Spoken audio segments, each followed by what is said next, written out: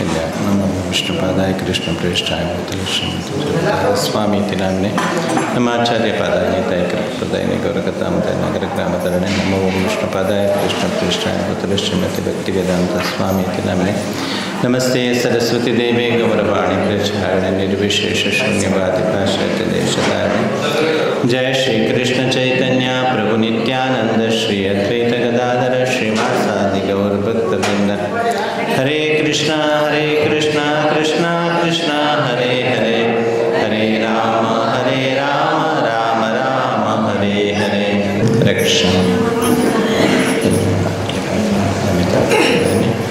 Shrimad Srinivasa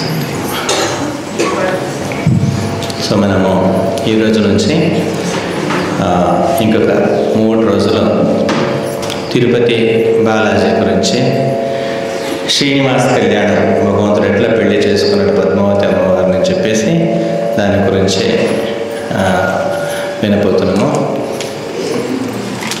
so Balaji గురించి గొప్పగా పాడిన తాళపాక అన్నమాచార్య అంటున్నట్టు వినరో భాగ్యము విష్ణు కథ.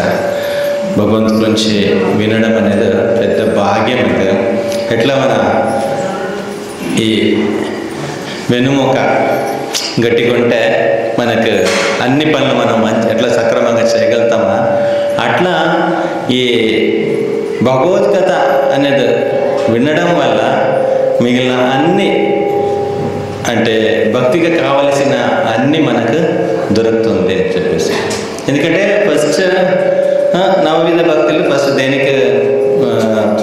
ఫస్ట్ ఆద్యత దేనికి ఇచ్చినారంటే శ్రవణం. దేవుడి గురించి విన్నప్పుడు మనసు అనేది అక్కడ పోతాయి, దేవుడి గురించి వింటూ ఉంటాయి. అట్లా ఫస్ట్ మనము ఆయన గురించి వినాలి.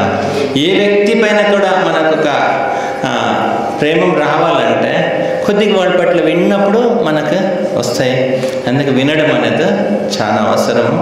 చాలా పొద్దున ప్రవచనం ఉంటుంది, కొద్దిగా నిద్ర వచ్చేస్తాయి, కొద్దిగా జాగ్రత్తగా వినాలా. ఇప్పుడు మనకెవరైనా నీకు పొద్దున త్వరగా లేసి నేను చెప్తా ఉంటాను, నీవు ఒక క్షణం కూడా కళ్ళు ముయ్యకుండా వింటే నీకు ఒక లక్ష్యం ఇస్తామంటే మనం క్లోజ్ చేయం కదా. నీకు ఒక్కొక్క నిమిషానికి ఒక్కొక్క లక్ష్యం ఇస్తామంటే దానికి పెద్ద భాగ్యం. కళ్ళు అట్లే తెరిచి పెడతాము. అట్లా మనము ఇది భగవద్గీత వస్తే తర్వాత దీనికి వినేదానికి మనకి ఏమేమి భగవంతుడు కరుణిస్తాడని చెప్పేసి మనం అంత సావధానంగా అంత శ్రద్ధగా దీన్ని వినాలా. అట్లా ఈ భగవంతుడు కొంచెం తిరుపతి మీకు అందరికి తెలిసిందే కదా. ఎంతమంది తిరుపతి పోయినారు బాలాజీని దర్శనం చేసుకున్నాం? అందరూ ఉన్నారు. జై. అది ఏమో కానీ పంచామృతం అంటారు. పంచామృతం అంటే తిరుపతి బాలాజీని జీవామృతం అంటారు. అట్లా ఈ శ్రీరంగం స్వామి శ్రీరంగనాథుని గానామృతం అంటారు, తిరుపతి బాలాజీని జీవామృతం అంటారు. తర్వాత వరదరాజను కంచి వరదరాజ స్వామిని దేవామృతం అంటారు. తర్వాత మేలుకోటలో ఉండే చెల్వనారాయణని అని రామామృతం అంటారు. తర్వాత చెన్నైలో ఉండే పార్థసారథిని గీతామృతం అంటారు. అంటే ఆ చెన్నైలో ఉండే పార్థసారథిని ఒకసారి చూస్తే గీత మొత్తం మనం అర్థం చేసుకుంటే ఎంత ఫలం దొరుకుతుందో అంత ఫలం దొరుకుతుందని చెప్పేసి. వరదరాజుని చూస్తే ఆయన దేవతలకు వరం ఇచ్చేవాడు, మళ్ళీ మిమ్మల్ని వదులుతాడా, మీకు కూడా ఫుల్గా ఇచ్చి పంపిస్తాడు. తర్వాత ఈయన మేలుకోటే ఆయన రాముడికి అమృతం లాంటి దేవుడికి ఆయన నచ్చిందంట. ఆయన దేవుడు మళ్ళీ విచిత్రమైన ఇల్లు మనకు అంత స్పెషల్ దేవుడు మేలుకోట చెల్వనారాయణ స్వామి. చాలా బాగుంటాయి. తర్వాత గానామృతం రంగనాథ్ స్వామి వెనక ముందు ఆయన పోతూ ఉంటే ఏదో వేదాలు కానీ పాటలు కానీ వింటా పోతూ ఉంటాడు. అట్లా ఊరికినే పోడు. ఎప్పుడంటే ఆయన పాటలు అంటే చాలా ఇష్టం. ఈయనకు జీవరాశులు అంటే చాలా ఇష్టం. ఎట్టో ఒకటి తన వైపుకు లాగుతుంటాడు. కొండలలో నెలకొన్న కోనేటి రాయడు వాడు, కొండలంత వరములు గుప్పిడివాడు. ఎంత ఇస్తాడంటే ఆయన లెక్కల్లో తింటే అంటే తీసుకోను మనకు సరిపోతాయి. చీమకు ఒక గోత సక్కర ఏం చేస్తాయి? దానికి అవసరమే లేదు కదా అంత. అది నీకు ఒక చెయ్యి చేస్తే సరిపోతాయి దాని మొత్తానికి. అట్లా గుప్పిడి వాడు కొండలంత వరంలో తీసుకో, నీకు ఎంత కాలో తీసుకొని చెప్పేసి జీవికి చాలా స్పెషల్ కరుణ ఇచ్చి పనిపించే దేవుడు తిరుపతి దేవుడు. ఏడుకొండలవాడ వెంకటరమణ గోవింద గోవింద. ఇంకా మనసుని మనము అక్కడ తీసుకొని పోవాలి. ఓకే, ఇంకా సోలాపూర్లో ఉండొద్దు, ఇంకా మనం తిరుపతిలో ఉండాలి. తిరుపతి ఆ కొండ కింద ఉండడం, తిరుపతి కొండ కింద ఉండడము, పుష్కరిణి స్నానం చేయడము, ఏకాదశి వ్రతం చేసేవాళ్ళు ఈ 3 విషయంలో ఉండేవాళ్ళు చాలా ప్రపంచంలో చాలా గొప్ప జీవరాశులు అని చెప్పేసి శాస్త్రం చెప్తుంది. పెద్ద భాగ్యం అది కొండ కింద నివసించడం, తిరుమల కొండ కింద నివసించడము, అక్కడ స్వామి పుష్కరిణిలో స్నానం చేయడము, తర్వాత ఏకాదశి వ్రతం చేసేవాడు. వీళ్ళు 3 కూడా వీడికిన గొప్ప భాగ్యవంతులు ఈ ప్రపంచంలో లేదంటారు. అంత గొప్ప ప్లేస్ అది. పైన అది సామాన్య కొండ కాదు, అది పెద్ద సనక సనందనాదిలో దేవతలు అంతా మృగలాగా తిరుగుతున్నారంట అక్కడ, జంతువులాగా. ఫ్యూచర్లో వస్తుంది ఎందుకు అట్లా ఉన్నారని చెప్పేసి. తర్వాత ఈ నవరత్న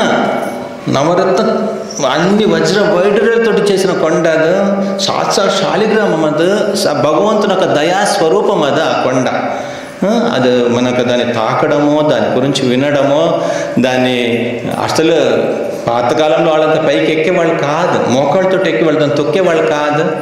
కానీ లాస్ట్కి ఇట్లా మనకు అంత శ్రద్ధ లేదు కదా, అంత భక్తి మనం చేయలేము. అంత ఉంటే దేవుడిని వదిలేస్తాం కావాలంటే. అటువంటి కష్టమైన ప్లేస్ అయితే దేవుడు మళ్ళీ ఆచార్యులు సరే ఎట్టొకటి మీరు భక్తితోటి కొండకు వస్తే మీకు ఏమేమి ఫలం ఉంది, ఎంత మంచిది అదని చెప్పేసి మనము ఇప్పుడు వింటా ఉంటే తెలుసుకోవచ్చు. ఎట్లా స్టార్ట్ అయిందంటే, అంటే ఈ భవిష్య పురాణంలో ఉండే విచారం ఇది. భవిష్య పురాణంలో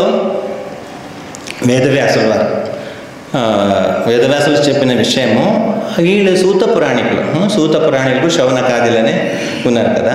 ఈ శౌనకాదులు సూత పురాణికులను అడుగుతారు, మీ దగ్గర మేము ఇంతకు ముందు శ్రీరంగనాథం గురించి విన్నాము, తర్వాత కంచి వరదరాజస్వామి గురించి విన్నాము, తర్వాత పురుషోత్తమ లీల. పురుషోత్తమ ఎవరు?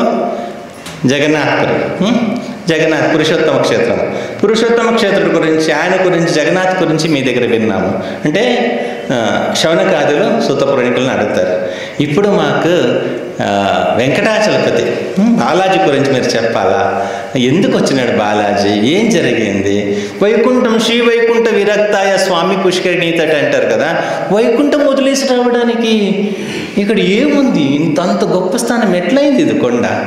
వైకుంఠం అందరూ ఏదో ఒకటి చేసి వైకుంఠం పోవాలనుకుంటారు, దేవుడు వైకుంఠం వదిలేసి ఇక్కడ రావాలనుకున్నాడంటే దేనికోసం వచ్చినాడు, అక్కడ ఏమైంది అని చెప్పేసి దాని గురించి తెలుసుకోవాలని చెప్పేసి చెప్తే ఆడ చెప్తారు. ఒకప్పుడు ఏమైందంటే జనక మహారాజ్ తెలుసు కదా, ఎవరు జనక మహారాజ్? సీతారాణి యొక్క నాన్న, జానకి యొక్క తండ్రి జనక మహారాజ్. జనక మహారాజ్ 80,000 సంవత్సరాలు రాజ్యం పరిపాలించినప్పుడు ఒక్కరోజు కూడా ఆయన కళ్ళు దుఃఖం అంటే ఏమని తెలియదంటే. ఎంత ఏం చేసి ఉంటాడు ఊహించలేము కదా. అంత మంచి పరిపాలన చేస్తూ ఉన్నాడు. ఆయన పరిపాలన ఆయనకు ఒక తమ్ముడు ఉంటాడు, కుశధ్వజ కుశకేతు అంటారని. అట్లాంటి ఒక తమ్ముడు ఉంటాడు. ఈ రాజ్యం అంతా ఆయనకు వదిలేసి ఈయన కేవలం భగవద్భక్తి మాత్రం చేసుకునేసి పూర్తి రోజును గడుపుతున్నాడు. అట్లా ఆయన పూర్తి భగవద్భక్తిలో మునిగి ఉంటాడు. ఆయనకు ఈ దుఃఖం అనేది ఏమైనా తెలియదంటే, దుఃఖం అంటే ఎట్లుంటుంది, ఎందుకు కళ్ళు నీళ్ళు వస్తాయని ఆయనకు ఇది కాలేదు. రే మనం మంచిగా ఉన్నాము, ఇది మంచిగుండే ప్లేస్ కాదు, కానీ ఇక్కడ మంచిగా ఉన్నామంటే దేవుడు మన వెనకాల ఇంత మనని పరిపాలిస్తున్నాడు, మంచిగా చూసుకున్నాడు కాబట్టి మనము మంచిగా ఉన్నాము. అట్లా తెలుసుకోకుండా ఆ కొద్దిగా ఇది వచ్చేసింది. అరే దుఃఖం అంటే ఏమని చెప్తే, భగవంతుడికి సొంత మామ కదా, రాముడు వల్ల మామ కదా, రాముడు వరకు అయినా కానీ మామ అయినా కానీ ఈ అహం అనేది కొద్దిగా వచ్చిందంటే దేవుడు కదా, ఇది తప్పే. నా మామ అయితే ఏమే, నీ కూతురు నాకు ఇస్తే ఏమే, ఇది నీవు అనుకునేది తప్పు. నా జీవితంలో దుఃఖం రాలేదంటే అది నీవు అట్లా అనుకోవడం తప్పు అని చెప్పేసి నీకు నేర్పించాలని చెప్పి దేవుడికి అనిపించింది. నీవు తెలుసుకోవాలా, ఈ ప్రపంచం దుఃఖంలో కూడిన ప్రపంచము. అయితే నా భక్తి చేస్తున్నావు, నన్ను తలుచుకుంటావు. జనక మహారాజుని ఒక్కొక్క బ్రీత్కి 3 సార్లు రామ రామ రామ అంటాడు. ఒక శ్వాసం తీసుకుంటే 3 సార్లు రామ రామ అని పిలుస్తాడంటే, ఆయన ఊరికే ఒకసారి ఆయన నరకలోకంలో ఒక రౌండప్ చేస్తే, ఊరికే పోయేస్తే ఎంతోమంది జీవాత్మలు ఆయన యొక్క ఆ రామాన్ని చెప్పి వదిలిన ముక్కు నుంచి వచ్చే శ్వాసం ఉంది కదా, వదిలిన శ్వాసం, దాంతో పవిత్రం అయిపోయి నరక నుంచి విముక్తి అయ్యేవాడంట. అంత గొప్పవాడు ఆ జనక మహారాజు. ఆయనకు వచ్చేసింది ఇట్లాంటిది ఒక ఇది. దేవుడు దాన్ని ఇది తప్పు తప్పు అని చెప్పేసి ఆయనకు ప్రదర్శయామాస అని ఒక చెప్తున్నారు శ్లోకంలో. అంటే ఆయన కళ్ళకు ఒక కనపడే విధంగా, అక్కడ ఏం జరగలేదు కానీ ఆయన కళ్ళకి ఏం కనపడిందంటే స్వప్నం కూడా కాదు. స్వప్నం దేవుడు ఏమైనా చేయగలుగుతాడు కదా, కళలు జరిగింది కూడా కాదు, నిజం జరిగింది కూడా కాదు, కానీ జరిగినట్టు ఆయన కనిపిస్తుంది. ప్రదర్శయామాస అని చెప్తున్నారు. అంటే ఆయనకు ఈ కుశకేతు ఉంటాడు కదా, కుశకేతుకు 3 ఆడపిల్లలు ఉంటారు. రాముడితోటి భరత లక్ష్మణ శత్రుఘ్నుడికి పెళ్లి చేసుకున్నారు కదా, శృతకీర్తి, మాండవి, ఉర్మిళ. వీడు ఈ ముగ్గురు చిన్నగా ఉన్నప్పుడు కుశకేతు అనే కుశధ్వజ అంటే ఇద్దరు సేమే, ఆయన చనిపోతాడు. యాక్చువల్లీ చనిపోయినట్లు ఈయనకి కనిపిస్తుంది, చనిపోతాడు. అదే మంటలు దూకి ఆయన భార్య కూడా చనిపోతుంది కుశధ్వజతో. అయితే ఈ చిన్న పిల్లల్ని పట్టుకునేసి ఏడుస్తున్నాడు. ఫస్ట్ టైం బాధ అనేది కలుగుతుంది. అయ్యో అంత మంచి మీ తల్లి కూడా వదిలేసిపోయింది, తండ్రి వదిలేసిపోయింది, ఇంత చిన్న పిల్లల్ని నేను ఎట్లా పోషించాలా? ఈ తల్లిదండ్రులు ఉండాలి కదా, తల్లిదండ్రులకి నా మంచికి ఎవరు పోషించగలుగుతారు? మిమ్మల్ని ఎట్లా మిమ్మల్ని పోషించాలా? ఎట్లా మీకు భగవద్భక్తిని ఇవ్వాలా? మిమ్మల్ని ఎట్లా భగవంతుడి వైపు తీసుకుని పోవాలా? అన్ని రకాల ఆలోచించాలని గట్టిగా 3 పిల్లల్ని పట్టుకొని ఏడుస్తున్నాడు. ఏడుస్తూ ఉంటే ఆ టైంలో వాళ్ళ ఇంటికి శతానంద మహారాజ్ వస్తారు. శతానంద అంటే అహల్య గౌతమ్ అన్నారు కదా, వాళ్ళ కొడుకు శతానందుడు. శతానందుడు వీళ్ళకి ఎక్స్ప్లెయిన్ చేస్తాడు. నీవి ఎంత బాధగా ఉంటాయి, ఇట్లాంటిది ఒక చెడు కళ నీకు కనిపించిందంటే నీవు మన శ్రీనివాసుల గురించి విను, నీ అన్ని బాధలు పోతాయి. శ్రీనివాస్ కళ్యాణం గురించి విను, నీ అన్ని బాధలు పోయి నీకు నిజమైన ఆనందం కలుగుతాయి చూడు అని చెప్పేసి ఆయన ఎక్స్ప్లెయిన్ చేశాడు. అయితే ఎక్కడ ఉంటాడు ఈ శ్రీనివాస్, ఎవరిది అని అంత అడిగితే ఈ తిరుపతి గురించి, ఆయన నిలబడిన కొండ గురించి విను, ఆ కొండ ఎంత గొప్పదని విను, తర్వాత నేను నీకు ఆయన గురించి చెప్తానని చెప్తే, అయితే అక్కడ 4 కొండలు, ఈ కొండ ఉంటుంది. ఈ కొండకు వేరే యుగంలో వేరే పేర్లు ఉంటాయి. అట్లా ఈ తిరుపతి కొండ గురించి ఎక్స్ప్లెయిన్ చేస్తారనమాట. ఈ తిరుపతి కొండ ఫస్ట్ దీన్ని వృషభాద్రి అనే దీనికి పేరుండేది అనమాట. కృతయుగంలో, సత్యయుగంలో వృషభాద్రి అనే పేరు ఉంటుంది. అయితే దాని గురించి ఆయన శతానంద మహారాజు జనక మహారాజుకి చెప్తూ ఉంటాడు. ఇక్కడ ఆయన్ని సూత పురాణికులు ఈ విషయము శౌనకాదులకు చెప్తున్నారు, వేదవ్యాసులు చెప్పిన విచారం మీద. అట్లా చెప్తుంటే వృషభాసురుడు అనే ఒక అసురుడు,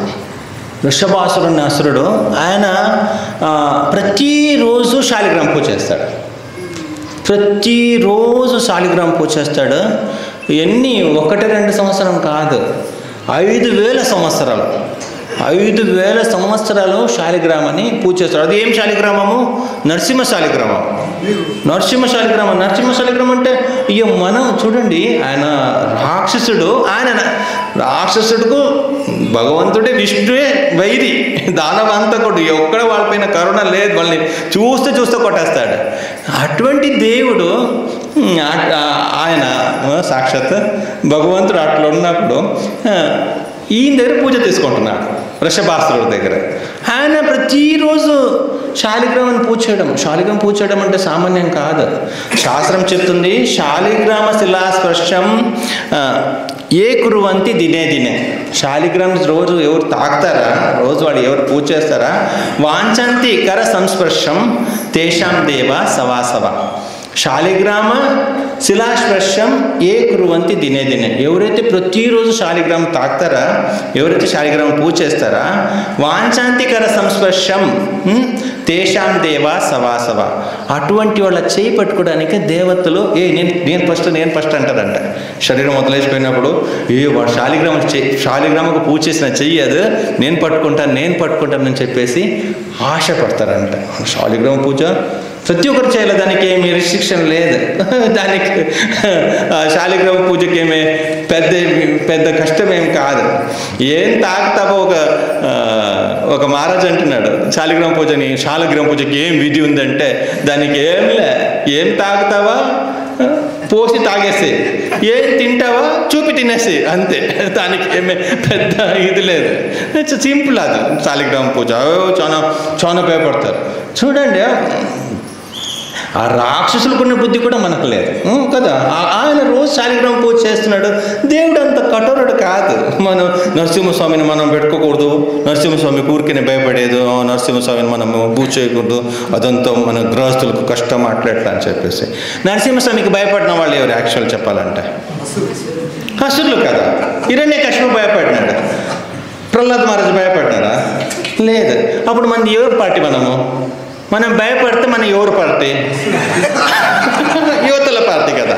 మనం నరసింహస్వామికి భయపడలేదంటే అవతల పార్టీ, ప్రహ్లాద్ మహారాజు పార్టీ. మనం భయపడుతున్నామంటే మన యువతల పార్టీకి లెక్క.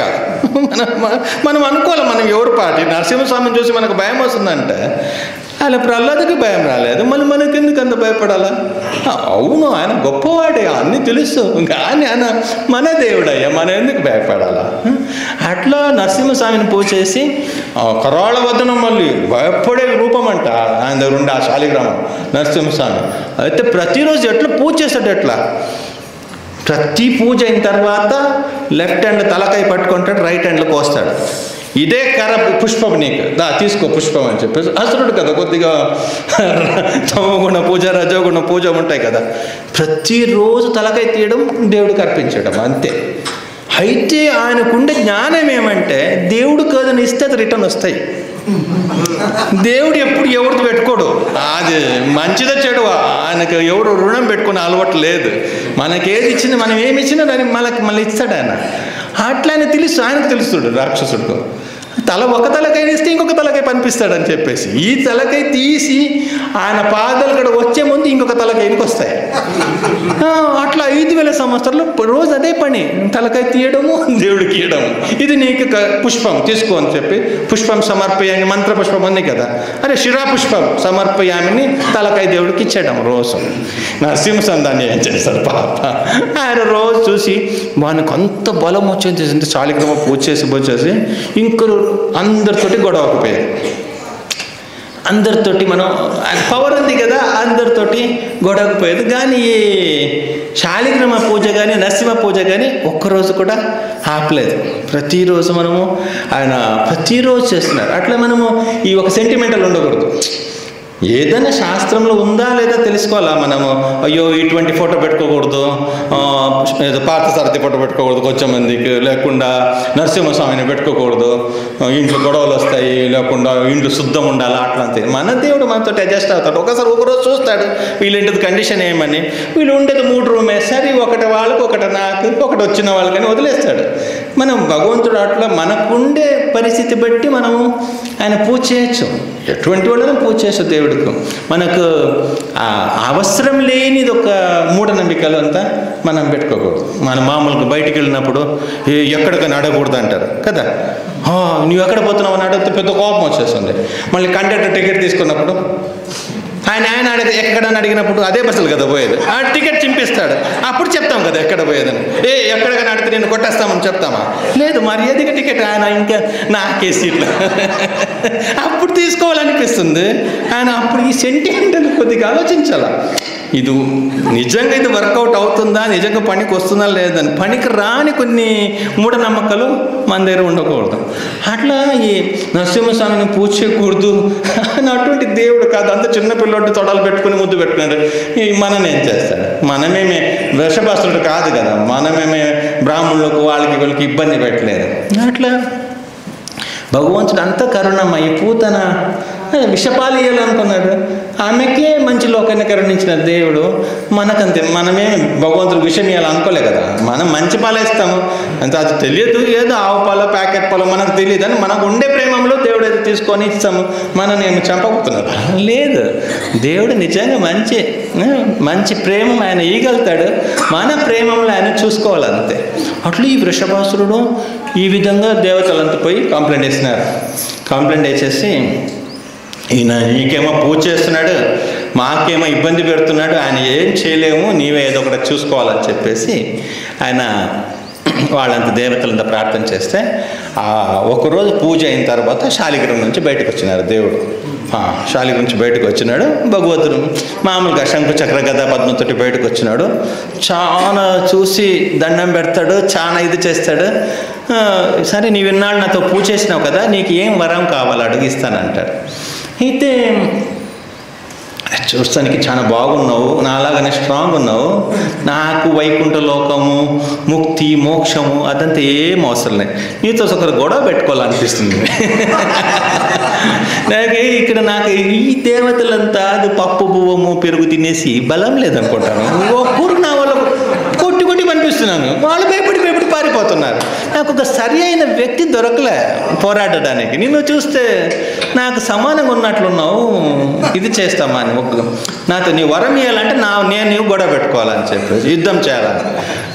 చేస్తాం, దానికేముంది. అయితే ఒక కండిషన్, నేను దశావతార గురించి విన్నాను, నీకు కొద్దిగా మోసం చేసే అలవాటు ఉంది అని విన్నాను. అట్లా చీటింగ్ చేయకూడదు. ఫైటింగ్ అంటే ఫైటింగ్ ఓపెన్గా ఉండాలి. నీవేదో వామన రూపంగా వచ్చేసి 3 అడుగులు ఇస్తే చాలా అబ్బా అని చెప్పేసి లాస్ట్ ఒక కాలు పెట్టుకోవడం ప్లేస్ లేదన్నారు, 2 మొత్తం కవర్ అయింది. ఇట్లంతా యుద్ధం అంటే ఓపెన్గా ఉండాలి. మళ్ళీ మాకు తెలియదని చెప్పేసి నీవు మోసం చేసి అట్లంతా ఓపెన్గా కొట్లాడాలి. మనం ఇద్దరు చేసుకోతామని కూడా పెడతామని. ఇంకా భగవంతుడు గరుడ వాహనంలో వచ్చినాడు. ఆయన కూడా ఒక గరుడని పట్టుకుని వచ్చినాడు. సమానంగా ఉన్నాడు, తపోబలము. యుద్ధం చేసినారు ఇద్దరు బాగా. దేవుడు కూడా కొద్దిసేపు చెమట పుట్టింది, ఏమో వీడు బలంగా ఉన్నాడు, నాకు పూజ చేసి వచ్చిన బలం ఏదని చెప్పేసి కదా. దేవుడికి అర్థం కాదు కొన్ని ఈ విషయము. నా భక్తులు ఎంత శక్తివంతులు అని చెప్పేసి. రాముడు లంకకు పోవాలంటే బ్రిడ్జ్ కట్టి 30 రోజులు వాళ్ళకంతా అన్నం పెట్టి వంట చేసుకునేసి అక్కడక్కడ టెంట్ వేసుకుని తిని స్లోగా 1 నెల పడింది. అదే హనుమంతుడు జై శ్రీరామ్ అని యువతల నుంచి అక్కడ జంపు, ఒకే హరినామం. ఈ హరినామం యొక్క బలము ఎవరు అర్థం చేసుకోరు. హరే కృష్ణ కృష్ణ కృష్ణ హరే హరే, హరే రామ రామ రామ హరే హరే. హరినామంలో అంత బలం ఉంది. దేవుడు ఆయన నా జపం నా పేరు చేసుకుని ఇంత బలం పొందినాడు. ఇది ఏమరా బాబు. దేవుడు అన్నాడు, ఇంక వీటికి ఇంత ఒట్టి రెజలింగ్లు కుదరదు ఇన్ని కొట్టడానికి, ఇంకా నా శంకు చక్రాలు కావాలని చెప్పేసి చక్ర పట్టుకుని వచ్చినాడు. అయితే ఆయన ఫస్ట్ దేవుడు కాదు, నీ చక్రానికి దండం రా బాబు అని చెప్పేసి ఫస్ట్ ఈ చక్రం ఎంతమంది తలకాయ తీసింది నాకు బాగా తెలుసు, నేను నీ గురించి బాగా విన్నాడు. ఇది కీర్తిమంతా పెద్ద రాక్షసులతో శిశుపాలనంతా లేపేసింది. ఇది ఈ చక్రంతో నేను పోరాడలేను బాబు, నీకు సరెండర్ అవుతాను, నన్ను నీ చక్రంతో చంపేసి నన్ను నీ లోకానికి, హరిమందిరం నీ లోకానికి వస్తానంటే దేవుడు రెడీ అయినాడు. చక్ర పట్టుకుని చంపేస్తానైతే చంపి ఏమి అసుర శరీరము వద్దు, ఫోన్ తీసుకో అని చెప్పేసి. అయితే నాకు ఒక వరం కావాలా. ఏం వరం కావాలంటే ఈ ఒక కొండ ఉంది కదా, ఈ కొండ నా పేర్లు పెట్టుకోవాలా. దేవుడికి ఏముంది, 14 లోకలు ఆయన పేర్లు ఉంది, రాసుకోరా నీ పేరు అని చెప్పేసి సరే తతాస్తు అన్నాడు. చిన్న ఒక ఏరియా, ఒక చిన్నగా ఉంటుంది. అంత పెద్ద భువన పాండాలంతా ఊహిస్తే మేరు పడుతుంది ఒక చిన్న ముక్క అది అనుకోవచ్చు, చిన్న బిడ్డ. సో తీసుకొని చెప్పేసి ఆ రోజు నుంచి ఆ కొండకు వృషభాద్రి అనే పేరు వచ్చింది. గుర్తుపెట్టుకోండి. ఎట్లా వచ్చింది? గుర్తొచ్చేసింది కదా. వృషభాసును సంహరించినాడు దేవుడు సంహరించే ముందు ఆయన అడిగినాడు నా పేరు రావాలని చెప్పేసి దానికి వృషభాద్రి అని. ఆద్రి అంటే కొండ, వృషభాచలం. అచలం అంటే కూడా, చలం అంటే తిరిగేది, అచలం అంటే తిరగకుండా ఉండేది, అక్కడే స్థిరంగా ఉండేది. అని వృషభాద్రి అని పేరు వచ్చింది. అప్పుడు జనక మహారాజు శతానదుని అడుగుతున్నారు, అయితే సరే దీనికి అంజనాద్రిని, దీనికి 4 యుగంలో 4 పేరు ఉందన్నారు. కృతయుగంలో వృషభాద్రి, త్రేతాయుగంలో అంజనాద్రి, ద్వాపరంలో శేషాద్రి, కలియుగంలో వెంకటాచలం అనే పేరు వచ్చింది అన్నాడు. అయితే నాకు అంజనాద్రి గురించి చెప్పండి అని చెప్పినారు. అయితే అంజనాద్రి గురించి చెప్తున్నారు. ఈ అంజనాదేవి తెలుసు కదా. అంజనాదేవి ఎవరు? అంజనాదేవి ఎవరు అమ్మ? హనుమాన్జీ యొక్క అమ్మ. హనుమాన్జీది అమ్మ అంజనాదేవి అక్కడ హంపికడ ఉంటుంది. ఆయన మతంగ ముని, వాళ్ళకు గురువు మతంగ ముని యొక్క ఆశ్రమంలో ఉంటుంది. ఆమెకు పిల్లలు లేనప్పుడు ఆ మతంగ మునిని అడుగుతారు వాళ్ళు, మాకు మార్గదర్శనం చేయండి, మాకు అనుగ్రహించండి అని చెప్తే ఆయన అంటాడు, మీరు మన పంపా సరోవరం ఇక్కడ నుంచి ఒక 50 యోజనాల దూరంలో నరసింహ ఆశ్రమం ఉంది. ఆ నరసింహాశ్రమం అంటే కొండపైన ఉండే విచారాలు చెప్తుంది. అక్కడ పోయి మీరు తపస్సు చేసుకొని, నువ్వు భగవంతుని తపస్సు చేసుకో, నీకు ఆయన ప్రత్యక్షమవుతాడు, ఆయన అనుగ్రహిస్తాడు, పిల్లల్ని అనుగ్రహిస్తాడు అని చెప్పి, ఏదో విధంగా నీకైనా ఆయన కరుణ చూపిస్తాడని చెప్తే ఆమె అన్నీ వదిలేసి ఇప్పుడు ఏదైతే ఈ జాపాలి ఉందా అక్కడ తపస్సు చేస్తుంది. 1 సంవత్సరం చాలా కఠినంగా తపస్సు చేస్తుంది. ఫ్లవర్స్ వేసుకోలే, ఏదో పర్ఫ్యూమ్ సుగంధ ద్రవ్యాన్ని వాడకుండా, అన్నాహారం తినకుండా చాలా కఠినంగా తపస్సు చేసింది 1 ఇయర్. 1 ఇయర్ అయిన తర్వాత, 1 సంవత్సరం పాటు అయిన తర్వాత ఆమెకు వాయుదేవుడు వచ్చి రోజు ఒక్కొక్క పండు ఇస్తాడు. అట్లా 12 సంవత్సరాలు అంటే ఏకాదశికి వీడు మళ్ళీ మిగిలిన రోజు మాత్రం, ఏకాదశి కాకుండా మిగిలిన రోజు ప్రతి రోజులో ఒక్కొక్క పండు ఇస్తున్నాడు. అట్లా పండు ఇచ్చేసి ఒకరోజు ఆ పండు లోపల తన శక్తి అంతా పోసి ఆ పండుని ఇచ్చేస్తారు. ఆ పండు తినేసిన తర్వాత ఆమె గర్భవతి అవుతుంది. ఆంజనేయ స్వామికి జన్మనిస్తుంది. ఆ ఆంజనేయ స్వామికి జన్మ ఇచ్చిన వల్ల ఆ కొండకి ఏం పేరు వస్తుంది? అంజనాద్రి అని పేరు వస్తుంది. ఆ కొండకు త్రేతాయుగంలో జరిగిన లీల ఇది. ఆ కొండకు అంజనాద్రి అని పేరు వస్తుంది. అయితే ద్వాపరంలో శేషాద్రి అని పేరు ఎట్లా వచ్చిందని చెప్పేసి దాని గురించి చెప్తున్నారు. ద్వాపరంలో ఏమైందంటే, ఒకసారి భగవంతుడు వైకుంఠంలో నుండి శేషదేవుడు చెప్పినాడు, లోపల ఎవరిని పంపించద్దని చెప్పినాడు. తర్వాత అదే సమయంలో వచ్చేసి ఈ వాయుదేవుని తలుచుకున్నాడు, కొద్ది పనిందిరా అని చెప్పేసి. భగవంతుడు చాలా లీలలు చేస్తాడు, మనకు అర్థం కాదు. ఆ వాయుదేవుని రమ్మన్నాడు. ఈయన ఎవరిని లోపల పంపించదన్నాడు. వాళ్ళ సర్వీస్ వాళ్ళు బాగా చేస్తారు కదా, మనలాగా కాదు, నిత్యసూర్యులు వాళ్ళు, భగవంతుడు ఉండేవాళ్ళు. లోపలికి వచ్చేసినాడు. వాయుదేవుడు వస్తూ ఉన్నాడు. వాయుదేవుడు వస్తూ ఉంటే ఈయన ఒక బంగారు కర్ర తీసుకుని వచ్చి నిలబడి ఉన్నాడు. ఎవరు పోవడానికి లేదు, స్వామిది ఆజ్ఞ ఇది, ఎవరు లోపల పోవడానికి లేదు. అట్లా అన్నాడు. అట్లా ఎట్లా అవుతుంది? పండిందే, నాకు దేవుడి దగ్గర పండింది, పోవాలన్నాడు. ఛాన్సే లేదు, ఎవరిని లోపల రాకూడదని చెప్పినాడు. కొన్నిసారి మనము ఎవరిని రాకూడదని చెప్తాం, ఎవరిని రప్పించదని. ఇంటి ఓనర్ కానీ ఆయనకు కావలసిన బంధువులు అయితే మనము పోయి అడగల కదా, ఆయన వచ్చినాడు పనిపించేదాన్ని. ఈయన తనకిచ్చిన అధికారాన్ని పూర్తిగా వాడేసి ఎవరు రాకూడదని చెప్పినాడు, నీ లోపల పోవడానికి లేదు, ఇక్కడే ఉండాలని చెప్పేసి. నేను దేవుడికి క్లోజ్గా ఉండే పర్సన్ అబ్బా, నేను దేవుడితోటి ఉండేనా, దేవుడు నా పైననే పండుకుంటాడు, దేవుడికి మంచి, నేను నాతోటైనా నా పైననే పండుకునేది రోజు. నేను చెప్తున్నాను, నాకైనా అంత ప్రేమ ఉంది కాబట్టి నన్ను ఇక్కడ పెట్టినాడు, లోపల రాకూడదు, నీ బయట ఉండాలని చెప్తే ఆయన అంటాడు, లేదు ఇది భగవంతుడి నాకు పడింది, భగవంతుడికి నాతో పడింది, నేను పోవాలి లోపల అంటే ఈ గొడవలు స్టార్ట్ అవుతుంది. గొడవలు సామాన్య గొడవలు కాదు, గొడవలు ఎక్కువ ఎక్కువైపోయింది. మళ్ళీ వైకుంఠంలో ఏమేమి మాటలు రాకూడదు ఆ మాటలను వచ్చేసిందంట అక్కడ కూడా. దేవుడు ఏమి మీది వైకుంఠమా భూలోకమా ఇట్లా మాట్లాడుతున్నారని చెప్పేసి దేవుడు బయటకు వచ్చేసినాడు. హనుమంతుడేమో వాయుదేవుడేమో చూడాలనుకున్నాడు. అది కూడా అక్కడ కూడా ఒక ఫిలాసఫీ చూడండి. ఈ కథలు ఒట్టి కథలాగా పెట్టుకోలేదు. ఈ వృషభాద్రి ఆయన 5000 సంవత్సరాలు దేవుడికి అట్లా కఠినంగా తలకై తీసి పూజ చేసిందంటే, మీరు పూజ చేసేప్పుడు ఎప్పుడైనా కానీ అటు మనం అంటాం కదా, అయ్యో నాకు పనికి పోలమా నాన్న, టైం సరిపోదు, నేను చాంటింగ్ మళ్ళీ కొద్దిగా ఈవినింగ్ పెట్టుకుంటాము, పూజలు ఏదో స్కిప్ చేసుకుంటాము, లేకపోతే ఇంటి వాళ్ళకి ఎవరైనా చేసి పోమంటాము, అట్లా మనము కొద్దిగా. అయితే మనము చాలా అర్జెంట్ పోయే పరిస్థితి వచ్చిన మన దగ్గర నోట్లు ఎట్లా మాటలు వస్తాయి, ఏం పోలేదు తలకాయ తీస్తారా అని వర్డ్ వస్తాయి కదా. మీరు ఇప్పుడు పోలేకపోతే ఏం తలకాయ తీస్తారనేది అంటే దేవుడికని ఆయన తలకాయ పోతుంది రోజు అయినా కానీ పూజలు చేస్తున్నాడు. మనం అక్కడ మనకేం వాళ్ళు సందేశం ఇస్తారంటే, మీ తలకాయ మేము పోదు, కొద్దిగా లేట్ అయితే ఇప్పుడు ఈరోజు కథ ఉంది తప్పకుండా మీరు ఆఫీస్కి పోయినప్పుడు లేట్ అవుతుంది, మీకు పోతే ఏదో ఒక 200 300 పోతాయి అంతే, తలకాయ తీరు. అట్లా పరిస్థితి వచ్చినప్పుడు కూడా మీరు అంటే తలకాయ పోయే పరిస్థితి వచ్చినప్పుడు కూడా భగవంతుడు యొక్క పూజలు మన జపతపాలు ఇది ఇప్పుడు కూడా ఆపేయకూడదు. దీన్ని తర్వాత కానీ పెట్టుకోకూడదు. ఆయన వృషభాసురుడు పెట్టుకోలేదు కదా, ప్రతిరోజు ఏమైనా మళ్ళీపోయేది గొడవకే, అయినా ఆ పొద్దునది పూజ చేసుకునే పోయినాడు. అట్లాంటి సందర్భంలో కూడా మన పూజ మనము కరెక్ట్గా చేయాలా అని చెప్పేసి ఆ ఒక్క కథల ద్వారా ఇది చేస్తున్నారు. ఆ సెకండ్ స్టోరీలు కూడా వాయుదేవుడు ప్రతిరోజు ఇచ్చినాడు, కానీ వాయుదేవుడు ఏకాదశికి లేదు అంటే ఏకాదశికి పండ్లు కూడా తినకుండా చూసుకోండి నేను చెప్పేసి. దేవుడు మంచి భక్తుడు మీ కడుపులు రావాలంటే ఏకాదశికి మీరు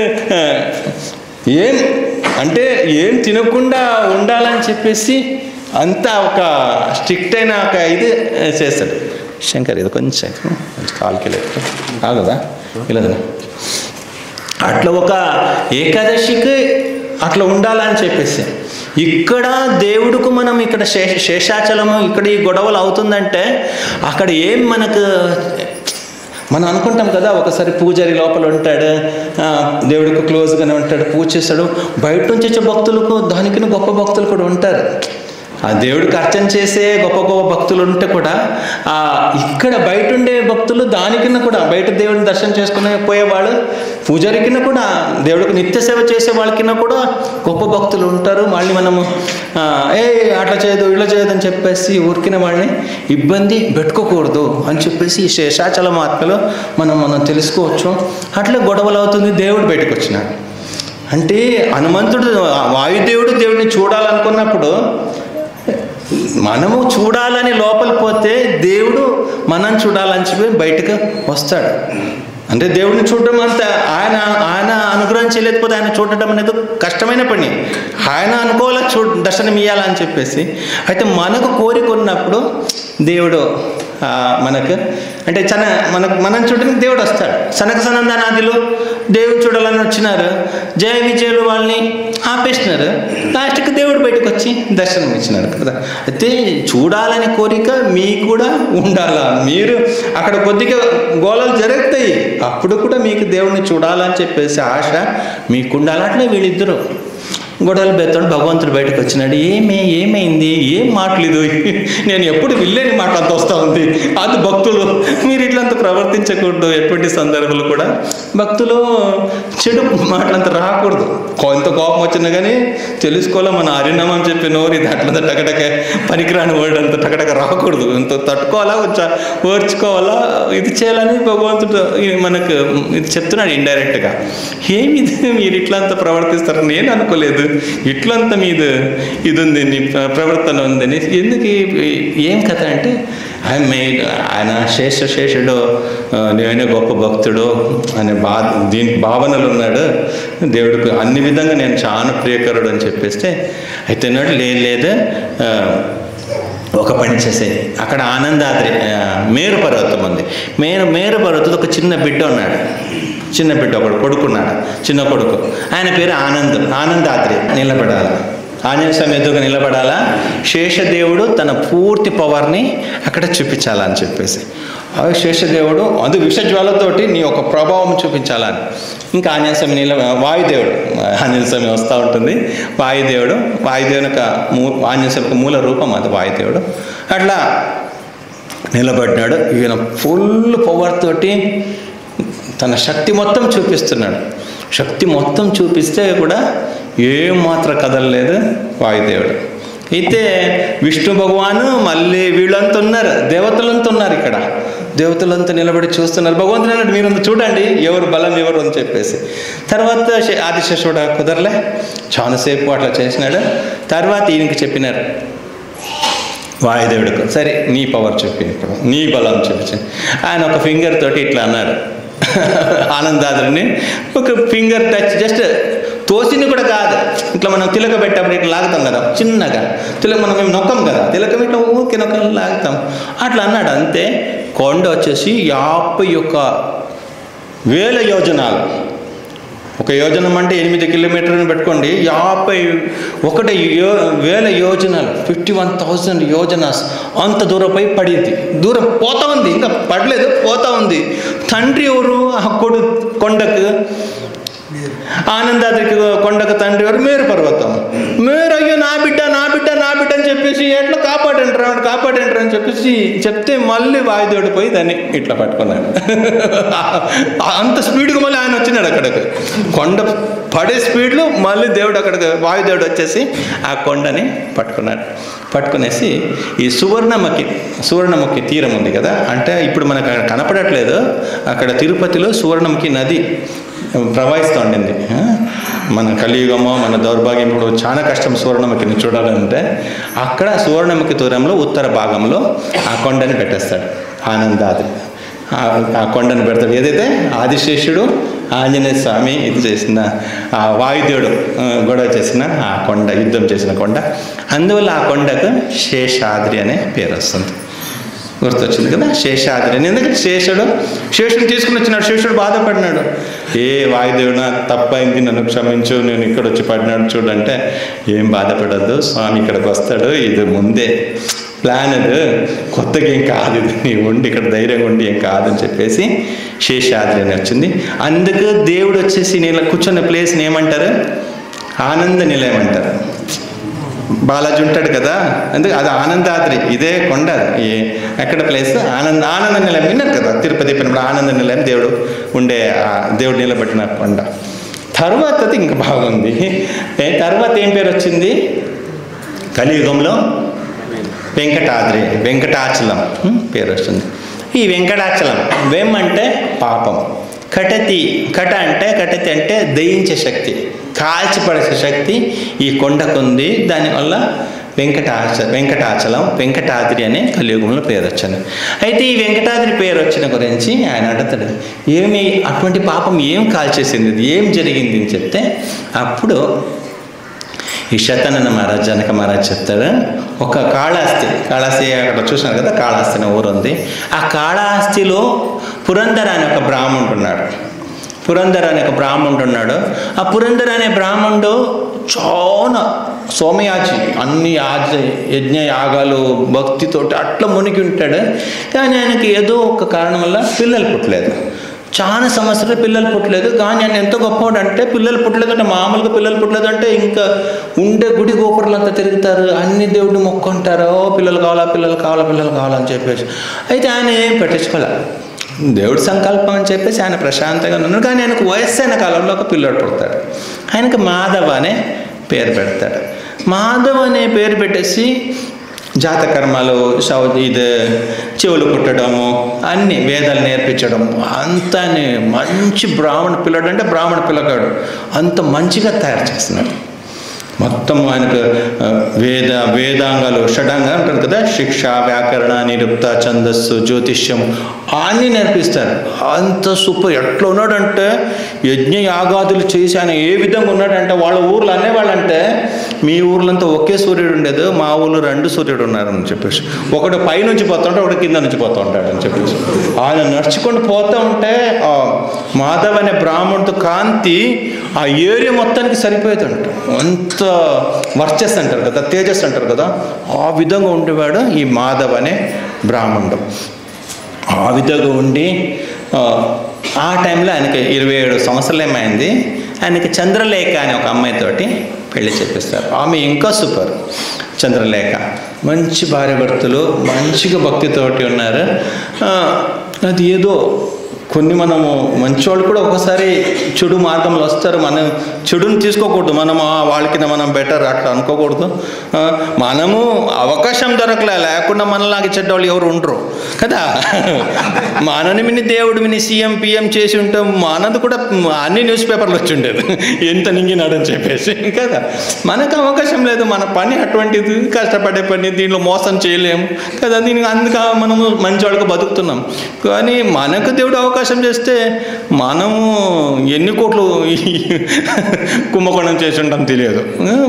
దేవుడు అట్లా మనని మంచిగా పెట్టాడంటే మనం చూసినాడు, అమ్మో వీడిని బయట పెట్టేస్తే లోకలోకి అమ్మేస్తాడని చెప్పేసి పట్టుకుని వచ్చేసి మనకు హరే కృష్ణ హరే కృష్ణ కృష్ణ కృష్ణ హరే హరే హరే రామ్ హరే రామ్ రామ్ రామ్ హరే హరే హరినామం ఇచ్చేసి కొన్ని విషయాలు చెప్పేసి, ఎందుకంటే మనం టోటల్గా బయట వదిలిందంటే మనం ఇంకా మోసంగా తయారవుతాం చెప్పేసి మనం కొద్దిగా పద్ధతిగా బతకడానికి కొద్దిగా లాగి పెట్టినాడు. కొద్దిగా మనమేమో మంచోళ్ళని చెప్పేసి మేము ప్రూఫ్ చేయడానికి పోకూడదు అంటే వీడు మంచోళ్ళు యాక్చువల్లీ ఈయన మాధవ్, కానీ దేవుడు మంచోళ్ళు కూడా ఒక్కొక్కసారి ఇట్లా జరిగే విధంగా చేస్తాడు.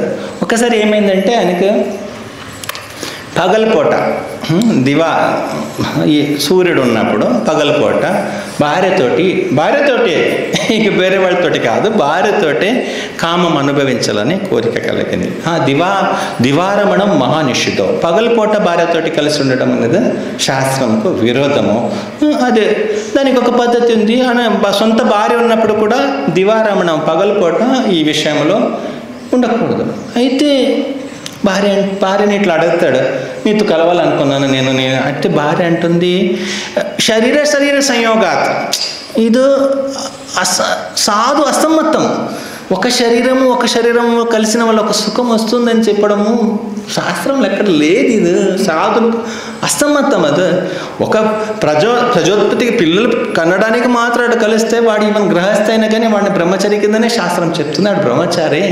అది కాకుండా ఇష్టం వచ్చినట్లు ఎప్పుడు నా భార్య కదా నా ఇష్టం అని చెప్పేసి అది మన సంప్రదాయం కాదు, మనది కాదు. అది పగలపూట ఇది సూర్యుడు ఉన్నప్పుడు ఇంట్లో తల్లిదండ్రులు ఉన్నప్పుడు అగ్నిహోత్రి రోజు అగ్ని చేస్తాం, అగ్ని దీంట్లో ఇటువంటి సందర్భాలు ఇట్లాంటి ఆలోచన నీకు రాకూడదు, ఇది తప్పు, ఇట్లా ఉండకూడదు అని చెప్పి భార్య మాధవ్కు చెప్తుంది చంద్రలేఖ. అట్లా నీకు ఇది ఉంటే కూడా దేవుడు ఇంట్లో దేవుడికి పూజలు జరుగుతుంది, దేవుడిని మనము ఇది చేస్తున్నాము, ఆయన పగలు నేరము ఇట్లాంటి ఆలోచన నీకు రాకూడదబ్బా. తల్లిదండ్రులు మేల్కొని ఉన్నారు, వాళ్ళు తిరుగుతున్నారు, మాకు ఇంత ఒక దురాలోచన నీకు వస్తుంది, ఇది తప్పు, ఇది ఇట్లా రాకూడదు. అట్లా నీకు ఇష్టం అంటే కనీసం ఇంటి నుంచి బయటకు పోదాం ఫస్ట్. ఆ పాపం మన దేవుడి ముందు ఎందుకు చేయాలా, బయటకు పోదామా అని చెప్పేసి నేను నీళ్ళకని బయటకు వెళ్తాను, నీవు ఏదో యజ్ఞాక దర్భాలు తీసుకొని వస్తాను. దర్భ తెలుసు కదా, కుషాగ్రాస్ దర్భాలు అంతా సంహితలు తీసుకొని వస్తాను, నేను బయటకు వెళ్తాను, అట్లా చేస్తాము, బయటకు వచ్చాయి, ఇంటి నుంచి బయటకు వచ్చాయంట. అట్లా ఇద్దరు బయటకు వచ్చేస్తారు. ఇద్దరు బయటకు వచ్చిన ఆమె ప్రార్థన చేస్తుంది. ఆమె చెప్తుంది, ఈ సూర్యుని చూసాను కానీ నీ ఒక కామాన్ని కాల్చుకో, పెట్టుకోదు శరీరంలో, నీవు ఇట్లా ఉండదని చెప్తుంది ఆమె. అట్లా ఈ విషయం చెప్పేసి బయటకు వస్తుంది. బయటకు వచ్చినప్పుడు ప్రార్థన చేస్తుంది, దేవుడా నా భర్త తప్పు మార్గంలో ఉన్నాడు. ధర్మపత్ని అంటే ఇంకేమే, భర్తని ధర్మ మార్గంలో ప్రేరణ చేసే విధంగా భార్య ఉండాలి.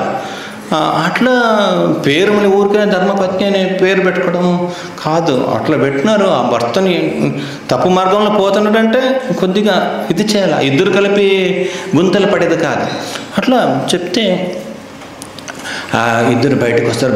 భార్య ప్రే చేస్తుంది, భగవంతుడు ఎట్టో ఒకటే కాపాడు నా భర్తని, ఇట్లా తప్పు మార్గంలో పోతున్నాడు అని చెప్పేసి. అయితే ఆమె సేఫ్ అయిపోయింది. అని ఈయన ఆ కోరిక అనేది ఆ సమయంలో భగవంతుని తలుచుకునే శక్తిని పోగొట్టుకున్నాడు. కొన్నిసారి మనం తప్పు మార్గంలో కొద్దిగా తప్పు మార్గంలో పోతున్నాం అంటే అప్పుడైతే మనం దేవుడిని ప్రార్థన చేసి దేవుడా మోసంగా ఉన్నాను, నేను తప్పు మార్గంలో పోతున్నాను, నన్ను రక్షించు అని అడగచ్చు. మళ్ళీ దిగిన తర్వాత మళ్ళీ అంతే, మళ్ళీ కొద్దిగా టైం పడతాయి. అప్పటికప్పుడు మనసు మారదు. మళ్ళీ ఒకసారి ఫాల్ డౌన్ అంటే అది ఫాల్ డౌన్ కింద చాలా కష్టం ఉంటాయి. దేవుడు ఎట్టో ఒకటి రక్షించాలని చెప్పేసి ఆమె ప్రార్థన చేసి ఆమె నీళ్ళు పట్టుకుంటూ వచ్చేసింది. ఈయనకి ఏమైంది, దేవుడు మన అడిగిందని ఇస్తాడు, కొన్ని త్వరగా ఇస్తాడు, కొన్ని లేటుగా ఇస్తాడు. జాగ్రత్తగా ఉండాలా దేవుడి ముందు మనం ఎటువంటి ఆలోచన మనం కలిగి ఉన్నామని చెప్పేసి. అక్కడ పోతూ ఉంటే ఒక అందమైన స్త్రీ కనిపించింది. అందమైన స్త్రీ కనిపించిన వెంటనే ఆయన పరిగెత్తుకుని ఆమెను భార్య ఇంటికి పోతుందని చూస్తున్నాడు. భార్య ఇంటికి పోయిందని తెలుసుకున్న వెంటనే ఆమెతో మాట్లాడడానికి ప్రారంభించినాడు.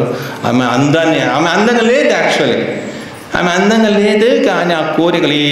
కర్ణాటకలో ఒక టెంపుల్ ఉంది బేలూరు అని చెప్పేసి, బేలూరు హళేబీడు అని.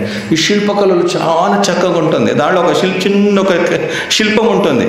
ఆ శిల్పాలు ఏమంటే ఆ జకణాచారి ఎట్లా క్రియేట్ చేసి అర్థం కావట్లే. ఆ శిల్పాలు మనము అక్కడ ఒక 16 సంవత్సరాల కుర్రోడు ఉంటాడు. ఆ 16 సంవత్సరాల కుర్రోడు ఉంటాడు. ఇక్కడ ఒక గాడిద ఉంటుంది. అయితే మనం అక్కడి నుంచి చూసినప్పుడు ఆ బొమ్మని అది గుర్రంలాగా కనిపిస్తూ ఉంటుంది. ఎవరు ఆయన సైడ్ నుంచి చూసినప్పుడు మనం యువతలకు వచ్చేసి ఆ బొమ్మ యువతలో వచ్చి నిలబడి చూస్తే ఇది గాడిదలాగా ఉంటాయి. అంటే ఆయన ఆ టైంలో ఎట్లా రాశాడంటే ఈ 16, 17 ఆ టీనేజ్ వస్తూ ఉంటే ఈ గాడిద కూడా గుర్రంలాగా కనిపిస్తాయని చెప్పేసి. అంటే మనస్సు అట్లా మోహంలో పడిపోయి ఆమె ఇంత పెద్ద కడుపు నిందంటే ఆమె చూడడానికి ఏం బాగలేదని చెప్తున్నారు ఇక్కడ. ఇంత మొత్తం తాగేసి చండాలంగా ఉంది స్త్రీ. ఆమెను బాగా ఈయనకు చాలా అందంగా ఉండిందని అనిపిస్తుంది. ఆమె అంటుంది, నీలాంటి బ్రాహ్మణుడు నిన్ను మామూలు మాలాగే మాకు అనలేదు, నిన్ను ఎట్లా కని ఉంటారు? వైదిక మంత్రంతో గర్భధారణ చేసి నీ పుట్టంగానే నీ చెవులు హరినామం వినిపించి ఆ భగవంతుని ఒక ప్రసాద తినిపించి కడుపు పావనమై ఉంటుంది. గుడి గోపురాలు తిరిగి నీ పాదాలు పవిత్రమై ఉంటుంది. నీ మనస్సు పొద్దు నుంచి వేదాలు చదివి ఎంతో పవిత్రం ఉంటుంది. నీ నాలిక భగవన్ నామం చెప్పి పవిత్రమై ఉంటుంది. నీ కళ్ళు భగవంతుని చూసి పవిత్రమై ఉంటుంది. నీలాంటి వ్యక్తులు మా దగ్గరికి రాకూడదు, మేము వేశ్యలు. మాలాంటి వాళ్ళని ఒక్కరోజు కలిసినామంటే మేము మా ఒక పవర్ వల్ల 100 మంది కుటుంబాన్ని, అంటే 100 మంది జనరేషన్ని నరకాలు ఉంచగలుగుతాము.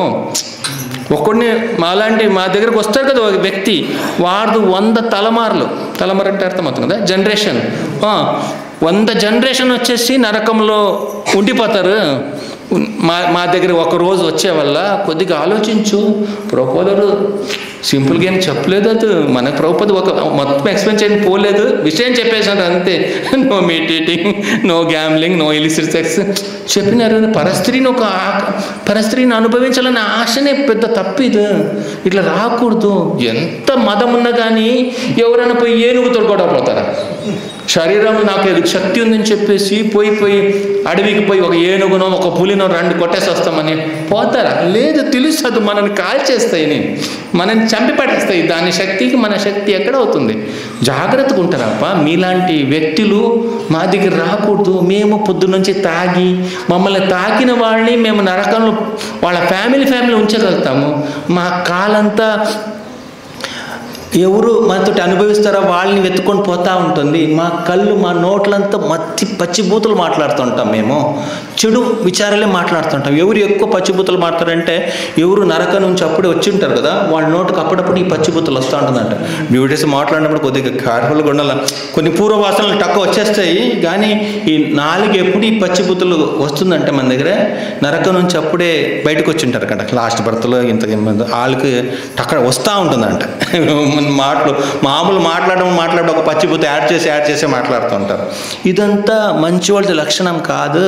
మీరు శాస్త్రం చదివేవాళ్ళు, మీరు మాది ఇట్లాంటి ఒక దరిద్ర జన్మము, మాకు ఏది తినకూడదు, ఏది తినాలా, ఏం తింటే ఏం పాపం వస్తుంది, ఏం చేసి ఏం పాపం వస్తుంది, మాకైతే జ్ఞానం ఉండదు.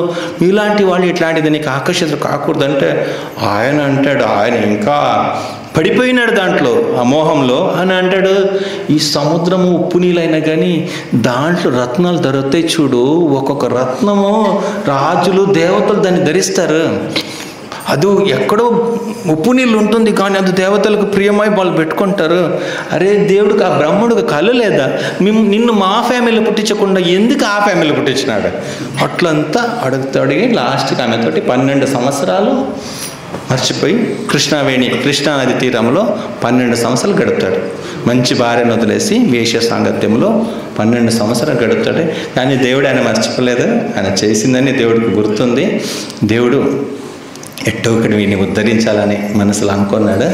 ఒక్కసారి ఏమైందంటే, ఆ అవతల నుంచి కృష్ణానది తీరం నుంచి ఆ సైడ్ నుంచి రాజులు, పెద్ద పెద్ద వాళ్ళు, గొప్పవాడు ఇక్కడ తిరుపతి బాలాజీ దగ్గరే ఈ కొండకు వస్తూ ఉన్నారు. అప్పుడు కొండంలో ఈయన ఉన్నాడు, మన వరాహస్వామి ఉన్నాడు, స్వామి పుష్కరిణి ఉంది, అక్కడికి వస్తూ ఉన్నారు. అక్కడికి వాళ్ళు కపిలతీర్థం కూడా వచ్చినారు. అక్కడ ఈ తర్పణము, తల్లిదండ్రులకి శ్రాద్ధ అంతా చేసి ఆ క్రియలు చేసి అక్కడి నుంచి పైకి వస్తూ ఉన్నారు. పైకి వచ్చినప్పుడు ఈయన ఈ హరినామము, ఈ సంధ్యావందనలు, ఈ తర్పణాలు బ్రాహ్మణులు కదా, సహజ కర్మం కదా, అది చెయ్యాలి కదా, అన్నీ చూస్తూ ఉన్నాడే. వీళ్ళంతా చేస్తున్నారే, నేను ఒకప్పుడు అట్లా ఉండేవాడు కదా, చేతులు ఒక డబ్బులు లేదు, ఏం లేదు, అక్కడ ఉండే మట్టి తీసేసి ఏదో దాంతో కూడా పితృలకు శ్రాద్ధం ఇచ్చినాడు. ఆ కపిలతీర్థంలో వీడు భజన చేస్తున్నారు. వాళ్ళతోటి కలిసి ఈయనకు గుర్తుకొస్తుంది ఇదంతా మంత్రాలు, ముందు చెప్పిన మంత్రాలు. తల్లిదండ్రులు పేరే మర్చిపోయినాడు. ఆమెతోటి కలిసి పేరు అడిగితే ఆలోచిస్తున్నాడు, మా తండ్రితో పేరేముంటుంది? ఓ పురంధర, సరే మా ఊరు కాళహస్తి. అప్పుడు గుర్తుకొస్తుంది ఆయనకు. తర్పణం అంతా వదిలేసి అట్లే పోతున్నాడు ఆ కొండపైన. వాళ్ళతోటి కొండపైన పోతూ ఉన్నాడు. కానీ నిండిపోయిన పాపం లోపల ఉంది. ఎప్పుడు ఆ కొండ స్పర్శమైందా ఆ పాపాలంతా కక్కుతున్నాడు. ఆ పాపాలని కక్కుతుంటే ఆ వాసన మొత్తం కొండంతా పోయిందంట. దేవతలకి ఇది పాపపూరితమైన వాంతి, ఇది తట్టుకోలేకపోయి బ్రహ్మను అడిగినారంట, అయ్యో మమ్మల్ని రక్షించప్పా, ఎవరో పాపం చేసి వాంతి తెస్తున్నారు, ఆ స్మెల్ మేము తట్టుకోలేకపోతున్నామంటే బ్రహ్మదేవుడు వచ్చేసి ఆయనకు అనుగ్రహించినారు. ఆయన పాపం అంతా పోయింది. ఒక క్షణం మళ్ళీ ఆ దివ్య శరీరం వచ్చేసింది. ఆయనకన్నాడు, నీవు అట్లే పో, కొండపైకి ఎక్కువ. ఆ కొండపైకి ఎక్కేసి అక్కడ స్వామి పుష్కరిణి ఉంది, అక్కడ స్నానం చేసుకొనేసి వరాహస్వామిని, అప్పుడు వెంకటస్వామి ఇంకా రాలేదు, వరాహస్వామిని నీవు దర్శనం చేసుకొని ఈ శరీరం వదిలేసిన తర్వాత నీకు మంచి, ఈ కొండ సామాన్య కొండ కాదు, దీన్ని స్పర్శ మాత్రం టచ్ చేసే వల్లనే జన్మాలు చేసిన పాపాలు పోతాయి, చాలా గొప్ప కొండ ఇది, దీన్ని నీవు టచ్ చేసిన వల్ల నీకు ఎంత భాగ్యం జరుగుతుందంటే, సాక్షాత్ ఆ భగవంతుడు ఉన్నాడు కదా, పరమపదనాథ స్వామి పైన ఉంటాడు కదా, ఆయన నీ అల్లుడు వస్తాడని చెప్పేసి, అంత గొప్ప భాగ్యం నీకు దొరుకుతుంది. ఆయన నీకు అల్లుడు అవుతాడు. సాక్షాత్ ఆ మాత జగన్మాత మహాలక్ష్మి నీకు కూతురుకు వస్తూ ఉంది. నీవు ఒక చంద్రవంశంలో ఆ కృష్ణ ఒక యదుకుల వంశంలో స్త్రీ సంతతి, పాండవుల యొక్క స్త్రీ సంతతి ద్వారా ఒక సువీర అనే ఒకడు పుడతాడు. తర్వాత ఆయనకు కొడుకుగా సుధర్మ అని పుడతాడు. ఆయనకు కొడుకుగా నీవు ఆకాశరాజుగా పుడతావు. నీవు కొండను స్పర్శించాలి, ఈ శరీరం వదిలేసిన వెంటనే నీకు ఆ భాగ్యం జరుగుతుందని చెప్పేసి బ్రహ్మదేవుడు అంటాడు. అందుకు ఆ కొండకు ఏం పేరు వస్తుంది? వెంకటాచలది, వెంకటాద్రి. వెం అంటే పాపం, కట అంటే దహతి శక్తిత, కాల్చి పడేసి పాపాన్ని కాల్చి చేసే శక్తి ఉన్న వల్ల వెంకటాచలపతి అని పేరు వచ్చింది. అయితే ఈ జనక మహారాజు అడుగుతారు, అవునా అంత సాక్షాత్ భగవంతుడు ఈయనకు అల్లుడు ఎట్లా అయినాడు? ఆ మహాలక్ష్మి ఆ తల్లి ఎట్లా ఇంక కూతురుగా పుట్టింది? దాని గురించి మీరు చెప్పాలా, మేము అదంతా వినాలనుకున్నామంటే అప్పుడు భగవంతుడి గురించి, ఈ బాలాజీ గురించి చెప్తారు. ఏడుకొండలవాడ వెంకటరమణ గోవింద గోవింద. ఇప్పుడు మనము బాలాజీ గురించి వినాలి. ఈ కొండకి ఇంకొకటి రహస్యమైన ఒక గుప్తమైన ఒక కారణం ఉంది. చైతన్య మహాప్రభు చెప్తారు కదా, బహిరంగ కారణము, అవతార గురించి అంతరంగ కారణం అని. అట్లా ఇంకొకటి గుప్తంగా ఉంటుంది, ఇది ఎక్కువ ప్రచారంలో లేదు. ఏ కృష్ణావతారంలో భగవంతుడు దీన్ని ప్రూఫ్ చేసినాడు. ఏదో మనకు ఫుడ్ ఇచ్చేది ఏదో గోవర్ధనము. మనం ఇంద్ర పూజ చేసే అవసరం లేదు. మన ఆవులకు అందరికి గడ్డి ఇచ్చేది గోవర్ధనము. మన గోవర్ధన్ని పూజ చేయాలని అట్లా గోవర్ధన్ని పూజ చేసినారు. ఇంద్రుడు కోపం వచ్చేసింది, మనకు తెలిసినది. భగవంతుడు ప్రూఫ్ చేసినాడు, మనకి గోవర్ధనని అన్ని బాధల నుంచి మనం కాపాడింది. కొండెత్తినప్పుడు అందరు రాళ్ల వర్షం పడినా కానీ వాళ్ళు మంచి సురక్షితంగా ఉన్నారు కదా, గోపబాలికలు గోపాలకులంతా. అప్పుడు ఈ భగవంతుడు గట్టిగా దీన్ని లేపి పట్టుకున్నాడు. ఏది? గోవర్ధన్ని లేపి పట్టుకున్నప్పుడు గోవర్ధన కనిపించింది అంటారు. మామూలుగా దున్నపోతలాగా పడి ఉంటుంది అట్లంత అంటారు కదా, ఎప్పుడు అట్లే ఉంటాయి కూర్చొని ఒక పని చేయదు అట్లంత అంటారు కదా. అట్లా మాకు కూడా చెడ్డ పేరు ఉంది, ఏం పని చేయము ఊరికే ఉంటామని చెప్పేసి ఈరోజు మమ్మల్ని లేపిన వల్ల మాకు కూడా పని దొరికింది. ఇంతమందికి మేము రక్షణ కల్పించినాము, ఇంతమందిని మా కింద పెట్టుకున్నాము, ఇంతమందిని వర్షము ఆవుల్ని ఇంతమందిని మేము కాపాడినాం, మాకు కూడా వర్షం నుంచి ఇంత భక్తుల్ని కాపాడడం మాకు కూడా ఒక ఆనందం వచ్చింది. కృష్ణ, నాకు కోరిక ఏమంటే నీ ఒక అవకాశం దొరికితే నిన్ను కూడా మేము ఇట్లే పట్టుకోవాలి, కదలకుండా నిన్ను పట్టుకోవాలి, అట్లాంటి భాగ్యం మాకు కూడా కావాలని ఈ గోవర్ధన కొండకు ఆశ కలిగిందంట.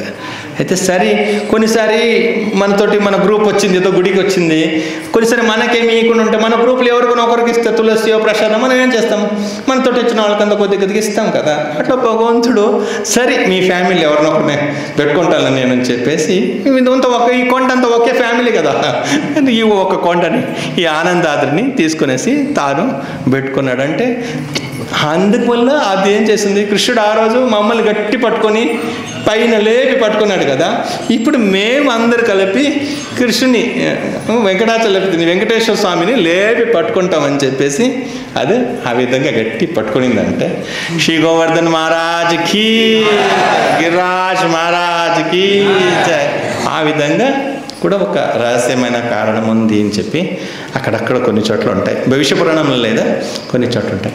అట్లా ఈ బాలాజీ ఎందుకు వచ్చినాడు, వెంకటేశ్వర స్వామి రావడానికి కారణమేమే, వైకుంఠం అంత మంచి ప్లేస్, అక్కడ విరక్తి కలగడమేమే, ఎందుకు ఇక్కడ వచ్చింటాడు, ఏం భూలోకం మంచిది ప్లేసా, ఇక్కడ ఎందుకు వచ్చినాడంటే ఒకసారి కశ్యప మహర్షి గంగా నది ఒడ్డున యజ్ఞం చేస్తూ ఉంటాడు.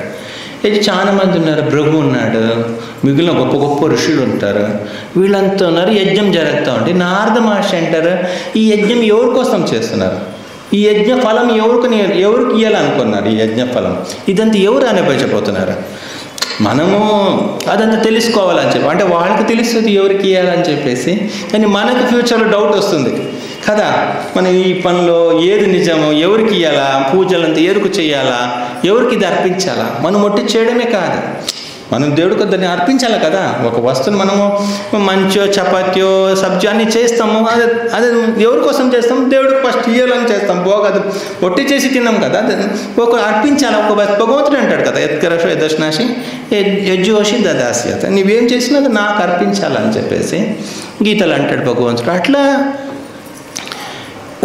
ఇప్పుడు మనం కష్టపడి ఒక స్కూల్లో చదువుతాము, ఎన్నో 365 రోజులు రోజు చదివి 3 గంటలు ఉంటాయి పరీక్షలు కదా. అయ్యో నేను రాత్రి పగలు కష్టపడి చదివినాను, నేను మొత్తం రాసి నీకు ఈయనంటే ఫెయిల్ అయ్యేది ఎవరు కదా. నేను రాత్రి పగలు చదివినాను, ఇంత కష్టపడి రాసింది నీకు ఇయ్యడానికి ఆ పేపర్ అని చెప్పేసి మనం పరీక్ష వాళ్ళ పేపర్ని అక్కడ ఈకుండా ఉంటే ఏమవుతుంది, మనం ఫెయిల్ అవుతాం. అరే ఇది నేను కష్టపడ్డాను, నేను ఎందుకు ఇవ్వాలని చెప్తే కుదరదు. నీవు కష్టపడింది అది ఇవ్వడానికి కోసమే, రాత్రి పగలు నీవు కష్టపడింది ఎగ్జామ్ అయిన తర్వాత ఆ పేపర్ అక్కడ ఇవ్వాలా, టీచర్ ఎవరు అడుగుతున్నారో వాళ్ళకి ఇవ్వాలా, వాళ్ళు దాన్ని కరెక్షన్ చేయాలా, దాంట్లో పని ఉంది, నీవెంత చదివినా తెలుసుకోవాలా, వాళ్ళు అది ఇయ్యాలప్ప అది ఉంది కదా రూల్స్. అది మనం బట్టి చేసి అయ్యో నేను కష్టపడి చేస్తాను, నేను 1 వీక్ తర్వాత ఇస్తానంటే ఒప్పుకుంటారా, లేదు. ఆ రోజు ఎగ్జామ్ పేపర్ ఆ రోజు సబ్మిట్ చేయాలా, next day exam paper next day submit చేయాలి. అది ఎప్పుడు అడుగుతారు అప్పుడప్పుడు మనం పరీక్ష పెట్టినప్పుడు మనము రాసుకోవాలా, మళ్ళీ పాస్ అయిపోయి అది దేవుడు చూసుకుంటాడు. మనము కర్మణ్యేం అధికారిస్తే మా ఫలేషు కదాచన, మనము దేవుడికి ఇయ్యలేసిందే మన ఒక ఇది. అట్లా ఈ కశ్యపాది వీళ్ళకంతా నారద మహర్షి అడిగితే అవును ఇది ఎవరికి మనం ఇవ్వాలని అంటే వాళ్ళకేం డౌట్ లేదు, మనకు తెలుసుకోవాలని చెప్పేసి.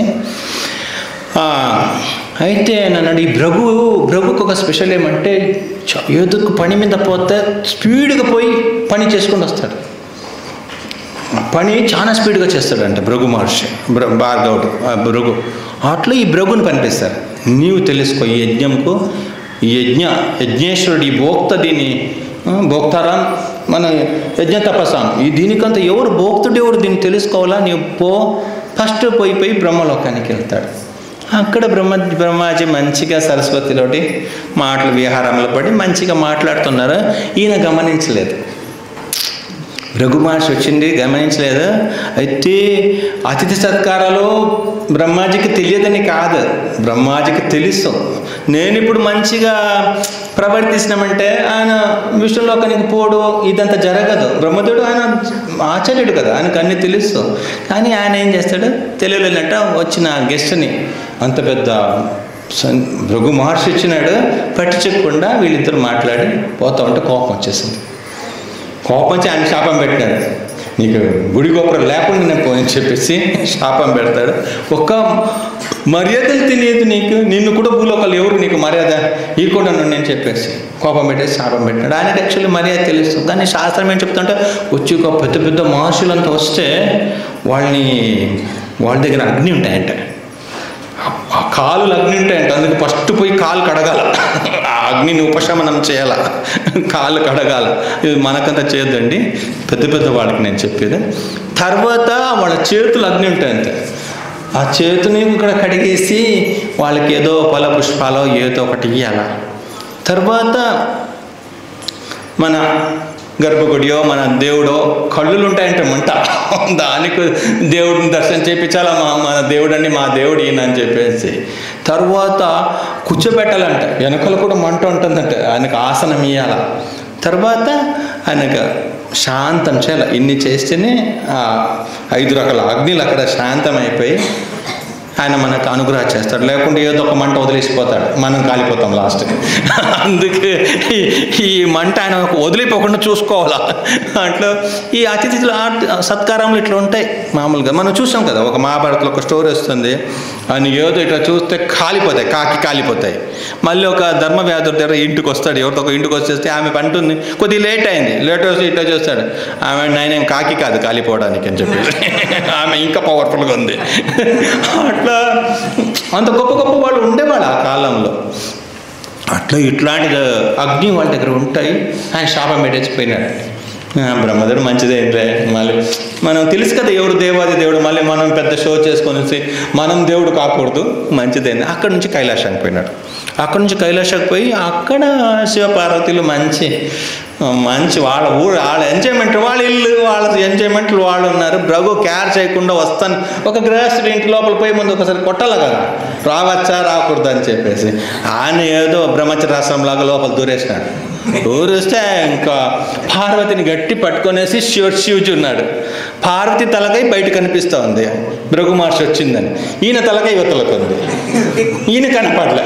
పార్వతి అక్కడ స్వామిలు వచ్చినారని చెప్పేసి శివుడిని కొద్దిగా తోసేసింది, అక్కడ చూడు ఎవరు వచ్చినారంటే. అయితే కోపం చంపేస్తాను నేను, భార్య భర్తలు మేము కలిసినప్పుడు నీకేం పని ఇక్కడ లోపలికి అని త్రిశూలం పట్టుకొనేసి వచ్చినాడు. ఆయన కోపం వచ్చేసింది, ఇంత పెద్ద భృగు మహర్షి వచ్చినాడు, నీకు అంత మాత్రం గౌరవం లేకుండా నీ ఒక శిష్ణోదర పారాయణలో నువ్వు ఉన్నావు కదా, నీ శిష్ణానికి లింగానికి పూజ కాని అని చెప్పేసి ఆయనకు పూజ చేసి ఆయనకు శాపం పెట్టినాడు. ఇంకా భగవంతు దగ్గరే పరమపదకు వైకుంఠంకి వచ్చినాడు. వైకుంఠం మన స్వామి ఉమ్మో దొంగ, వీడు అప్పుడే లక్ష్మి కొంచెం పండుకుంటానని పడుకునేసినాడు. ఆయన పడుకునేసినాడు. లక్ష్మికి ఏం తెలుసు ఏం జరగబోతుంది, ఆమె ఏదో టక్క నిద్రపోతుంది. ఇంకొచ్చి పండుకొని లోపల వచ్చేసినాడు. వచ్చి రాగానే తన్నాడు ఒకటే వక్షస్థలానికి. అయ్యో తన్నాడు, మేలుకున్నాడు. అయ్యో నేను పనుకోపోయినాను, సారీ మీరు వచ్చి గమనించలేదు. సరే లక్ష్మి కొద్దిగా వేడి నీళ్ళు పట్టుకుంటారా, స్వామి కాలుకి ఏదో నొప్పి అయి ఉంటుంది, నాది రాయిలాగా ఉంటాయి, వజ్ర శరీరం, ఇది ఎవరి వల్ల భేదించలేము ఛేదించలేము. పాప స్వామికి వాళ్ళంతా పాలు పెరుగంతా తినేవాళ్ళు, దాంట్లో కూడా చతుర్మాసం వస్తే అది కూడా తినరు. ఏమి ఎంత బాగా వాళ్ళకి అంత ఎనర్జీ, 2 రోజులకు ఒకసారి ఉపవాసం అంటారు, ఏకాదశి అంటారు, భీష్మ పంచక అంటారు. వాళ్ళకి ఏం శక్తి ఉండదు, ఎముకలకు నొప్పి పడి ఉంటుంది. మనమంతా బాగా తిని పుష్టిగా ఉంటాము, వాళ్ళు తంతే వాళ్ళ కాళ్ళకి నొప్పి వస్తాయి. లక్ష్మి వేడి నీళ్ళు పట్టుకుంటారు. ఈ భార్యలో అప్పుడప్పుడు ఏమో అనరు, వాళ్ళు గెస్ట్ పోయిన తర్వాత ఏమన్నా అల్లంటే పక్కన ఆమె అప్పుడు కానీ ఏదో వేడి నీళ్ళు కాల్చేసి పట్టుకొని వచ్చేసింది. ఈయనకేం పిచ్చి, పోయి తన్నవాడు పూజ చేస్తున్నాడు అంటే నన్ను ఎవరైనా తంటే పూజ చేసుకొని కూర్చోంటాడు అని చెప్పేసి పడుకుని ఇంకా మంచి మసాజ్ అంతా చేసింది. ఇంకా నొప్పి అయిందా అట్లా అంటే భృగు మహర్షికి చాలా నచ్చింది. ఇది దేవాది దేవుడు ఒక లక్షణం. ఎంత సత్వగుణాలు ఉన్నాడు, ఏ కోపతాపాలు లేవు. ఒబ్బో ఇద్దరు సామాన్య డ్రామాలు కాదు కదా ఇద్దరు. ఇంకా అంత అయిపోయింది, ఆయన పోయినాడు. ఇంకా గెస్ట్ పోయినాడా చూసింది, భృగు మహర్షి బయటికి వెళ్ళినాడా, 7 ద్వారాల నుంచి బయటికి పోయినాడు. బయటికి పోయినాడు. అప్పుడు వచ్చింది కోపం. కాదు, వక్షస్థలం ఎవరిది ప్లేస్? మహాలక్ష్మిది ప్లేస్ కదా. అంటే నన్ను ఎవరన్నా తంటే వాళ్ళకి వేడి నీళ్ళతో మసాజ్ చేసి పూజ చేస్తావా? పూజ చేసింది కాకుండా మళ్ళీ అదే నీళ్ళు నాకు తలకు. సాధులు అంటే ఎంత గొప్పవాళ్ళు తెలుసా, లోకం పవిత్రం చేసేవాళ్ళు. రారా తీసుకో, మనకు అన్ని డబ్బు తెచ్చిచ్చి నన్ను తలపైన అన్ని పాపాలు మనం మోసుకోవాలా, రా నీవు కూడా కొద్దిగా తీసుకో. సాధులు చరణంలో తీసుకుంటే అన్ని పాపాలు పోతాయి, తీసుకుని నీవు కూడా. ఆమె తల కూడా కొద్దిగా చల్లేసినాడు. మండుతోంది ఈయన చేసే పనులు. ఇంకా ఆమె ఈయంతటి భరించలేం స్వామి, ఏమి ఇట్లా ఉన్నాడు అని చెప్పేసి కోపం వచ్చేసింది. అప్పటికి ఒక హ్యాండ్ బ్యాగ్, ఒక సూట్ కేసు రెడీ కోలాపూర్కి పోవడానికి బయటకు వచ్చేసింది. ఏమైంది? నేను ఉంటాను, నువ్వు ఎవరైనా తన్నించుకో, పూజ చేసుకో, మాకంత ఇది కుదరదు. నేను వెళ్తాను. ఎక్కడికి? నేను కరవీరపురం అంటే కోలాపూర్. నేను కోలాపూర్కి వెళ్తాను. అక్కడ ఏదో ఒక కొల్ల అనే రాక్షసుడు ఈ ఆడవాళ్ళని బాగా ఇబ్బంది పెట్టేవాడంట. వాళ్ళు పోయి వాళ్ళ ఆడవాళ్ళ దేవత లక్ష్మీదేవి వాళ్ళకి చెప్పినారంట, ఇది చేసుకోప్ప అని చెప్పేసి, మమ్మల్ని కాపాడాలని చెప్తే లక్ష్మీదేవి అప్పటికే ప్లాన్ అయింది, అది ముందే పోయేది. మళ్ళీ ఇదొక రీజన్, ఏదో ఒకటి. కొన్ని ఆడవాళ్ళు ఎట్లంటే వాళ్ళ తల్లింటికి అప్పుడు పోవాలనిపిస్తాయి, ఈ భర్త ఇంటికి ఎప్పుడు చపాతి రుబ్బుకొని కూర్చోవాలి. అక్కడ పోతే అమ్మ 2 చపాతీ చేస్తే తింటే ప్రశాంతంగా ఉండొచ్చు. కానీ ఏదో ఒక రీజన్ కావాలా, ఏదో ఒక చిన్న గొడవలు వస్తే నేను ఇంటికి పోయేస్తాను, ఈజీగా అయిపోయా కదా, అది ఈజీగా వెళ్ళిపోతారు వాడు. మనం ఏం అనలేం కూడా, ఏం చేసేది. ఏం అనకుండా పనిపిస్తే ఒక వారం రోజులు వస్తారు, మనం ఏం అన్ని పనిపిస్తే 1 నెల పడతాయి. మనం కష్టపడాలి, మనం ఇంకా అడ్జస్ట్ చేసుకొని మనం పోవాలా మళ్ళీ అట్లా. ఇంకా ఆమె బయలుదేరుతుంటే భగవంతుడు ఏమనలే, సరే నీ ఇష్టం, మళ్ళీ ఎప్పుడు కలుస్తావు, అది మళ్ళీ చూస్తాంలే, నేను పోతాను. ఇంకా అంతే, మొబైల్ స్విచ్ ఆఫ్. ఇంకా అట్లా ఆమె అక్కడ నుంచి బయలుదేరింది. ఇంకా లక్ష్మి లేకుండా స్వామికి కూడా బోరంగి. ఇద్దరు డ్రామా, వీళ్ళిద్దరు జగత్కిలాడీలు. ఈడు దొంగ అంటే ఆమె గజ దొంగ, అదేం తక్కువ కాదు. అక్కడ మా తిరునల్వేలి నుంచి ఒక 35 కిలోమీటర్ అటు పోవాలా. అటు పోతే నవ తిరుపతి అని ఒక ఊరు ఉంటాయి. అక్కడ ఒక ఉంటాడు, దొంగ ఉంటాడు. అక్కడ కూడా ఇంత ఉంటాడు, ఇంత చిన్నగా ఉంటాడు. పూజారులు మీరు చూడొచ్చు, ఓం అచ్యుతాయ నమః, కేశవాయ నారాయణ మాధవ గోవిందని అన్ని మంత్రులు అయిన తర్వాత ఓం చోరనాయకాయ నమః, లాస్ట్కి ఓ చోరనాయక పరబ్రహ్మణే నమః, దొంగలకు రాజా నీకు దండం రా అని చెప్పేసి ఒక పెద్ద ఆరతి చేసి మనకు పట్టుకొని వస్తారు. ఒక 10 రూపాయలు 20 రూపాయల కాணிకేస్తారు. వాడికి పేరే దొంగ అని చెప్పేసి. ఇంకా ఆమె కూడా ఆమె పేరు మార్చలే, చూడడానికి దొంగ చూపులు ఏం లేవు, వాళ్ళు మంచిగా ఉన్నారు ఇద్దరు భార్య భర్తలు. ఆమె కూడా చోరనాయకి నమః లాస్ట్కి. ఆమె దొంగలకు రాణి అంటే ఈయన దొంగలకు రాజు అంటే దేవుడు పేరు ఎట్లా చూడండి. మరి దొంగ కళలు కానీ దొంగ చూపులు కానీ ఏముండదు, మంచిగానే ఉంటారు. వైకుంఠనాథన్ అనే పేరు. ఒక దొంగ దగ్గర అడ్జస్ట్ చేసి బిజినెస్లో అడ్జస్ట్ చేసుకునేసి ఒక కాలదూషక అనే ఒక దొంగ ఉంటాడు. వాడి దగ్గర షేర్ తీసుకున్నాడు.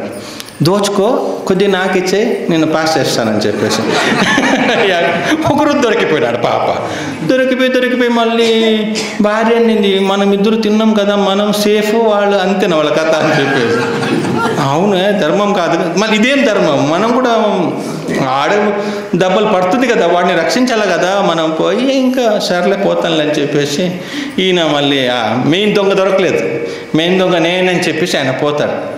వాళ్ళు ఎదుగుతున్నారు, వాళ్ళకి ఆ దొంగలతో అసిస్టెంట్లంతా దొరికినారు. ఆ కాలదూషక అనే దొంగలతో అసిస్టెంట్లంతా దొరికినారు. మెయిన్ దొంగ దొరకలేదు. వీళ్ళు ఎదుగుతున్నాడు రాజు, ఆ మెయిన్ దొంగ ఎక్కడ ఉన్నాడు అని చెప్పేసి.